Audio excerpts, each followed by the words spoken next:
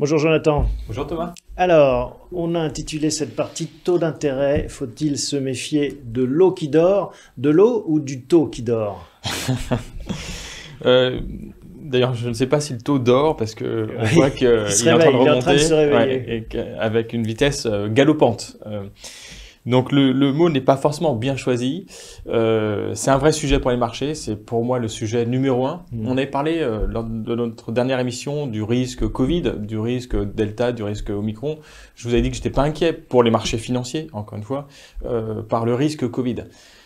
Pour les taux d'intérêt, c'est une toute autre histoire. C'est vraiment le sujet majeur en fait actuellement qui peut faire céder les bourses. Bah, d'ailleurs, ça a commencé hein, depuis le début de l'année. On peut dire que les bourses ont perdu du terrain, parfois de façon assez violente. Ce que vous nous dites, c'est que ça risque de tanguer encore au gré justement de cette évolution des taux d'intérêt. On va vivre avec encore de longs mois. Parce que la Fed est en phase de remonter les taux. Elle va probablement remonter les taux dès le mois de mars et elle va continuer à le faire. Mais toute la question est de savoir à quelle vitesse elle va le faire et avec quelle amplitude. Et donc toute cette inquiétude, toute cette incertitude va générer de la volatilité sur les marchés financiers. Ça, c'est indéniable. Alors vous disiez que les taux ne dorment pas tant que ça. Vous l'illustrez par un graphique que vous nous avez apporté où on voit les taux à 10 ans américains comparés aux taux français.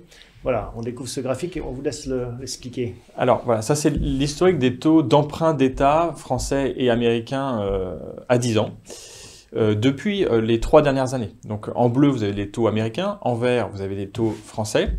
On voit que sur cette période-là, les taux américains ont toujours été supérieurs aux taux français. Les taux français, même s'ils ont remonté, ils restent sur un niveau quand même très bas.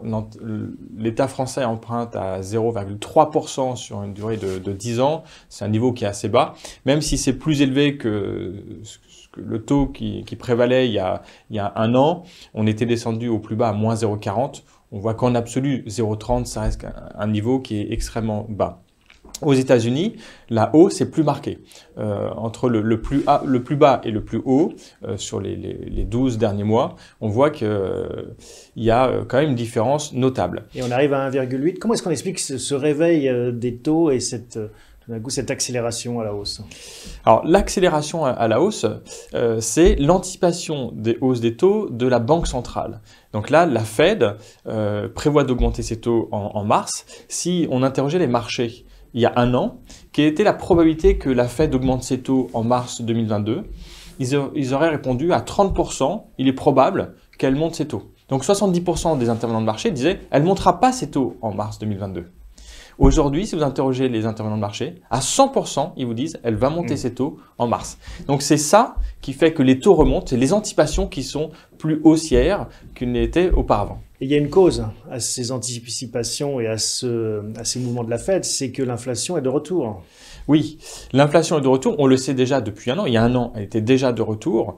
La surprise, c'est qu'elle a accéléré. Il y a un an… 7% en décembre aux États-Unis? 7%, c'est le taux d'inflation le plus élevé depuis 40 ans, depuis 82. Il faut remarquer qu'en 82, les taux d'intérêt à 10 ans n'étaient pas à 1,80. Ils étaient beaucoup plus élevés que ça. Donc on reste sur des conditions qui sont très confortables pour les investisseurs, mais la question qu'on peut se poser, c'est est-ce que c'est tenable, cette situation-là? Et alors, votre intuition? En fait, on va faire un pas d'un côté et un pas de l'autre. D'un côté, l'inflation va redescendre. Donc elle est temporaire. Vous faites partie de ceux qui pensent que cette inflation est temporaire et devrait se résorber avec les mois qui y arrivent. Je pense qu'elle est sur des niveaux de 7%, c'est temporaire. Elle ne va pas rester sur ces niveaux-là très longtemps. Mais par contre, je ne pense pas qu'elle va redescendre en dessous de 2% sans que la Fed ne fasse rien. En fait, aux États-Unis, contrairement à l'Europe et contrairement à la France, il est possible que l'inflation s'auto-entretienne. En tout cas, on a des signes qui ne sont pas très encourageants de ce côté-là.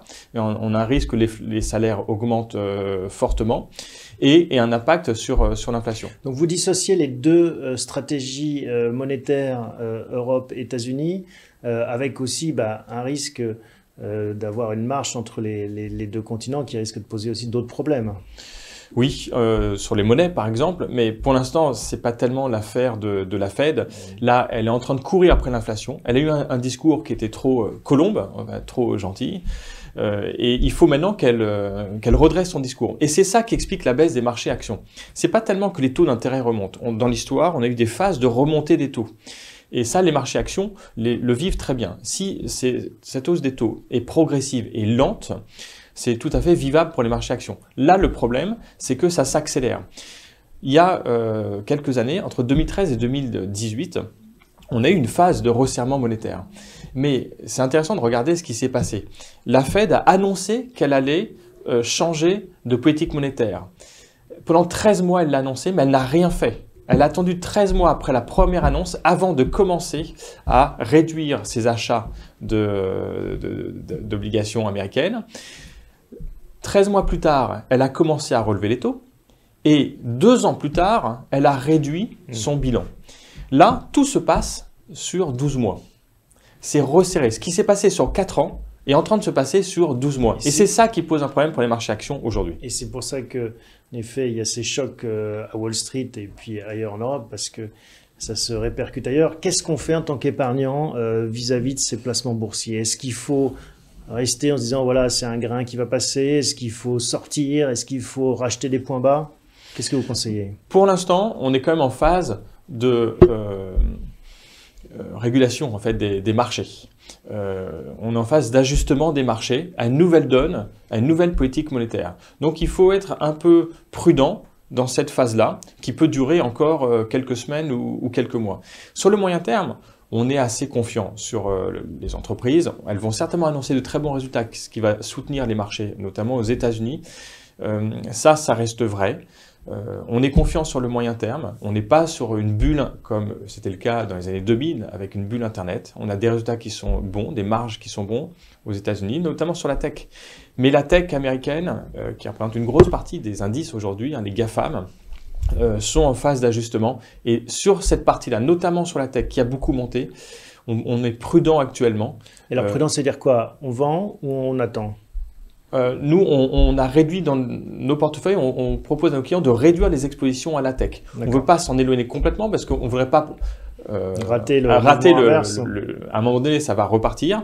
Mais on pense qu'il est temps de réduire un petit peu l'exposition à la tech. D'accord. Et on le remplace par un autre secteur ou on garde ça en cash?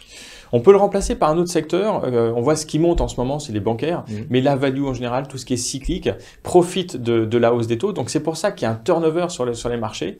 Une rotation sectorielle, comme on dit, effectivement. Et les bancaires en profitent actuellement. Bon, merci Jonathan pour ces explications. En effet, il va falloir surveiller cette inflation et cette remontée des taux comme le lait sur le feu. On aura, j'imagine, au cours de cette année 2022, bien d'autres occasions d'en parler. À très bientôt. On enchaîne tout de suite avec les SCI en assurance vie.